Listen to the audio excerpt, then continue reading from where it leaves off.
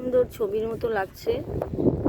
এখন মৌসুমী দ্বীপের জল অনেকটা সরে গেছে, কোথায় জল ছিল আর কোথায় চলে গেছে। সূর্যটা এখন অস্ত যেতে অনেক বাকি, সুন্দর ছবির মতো লাগছে।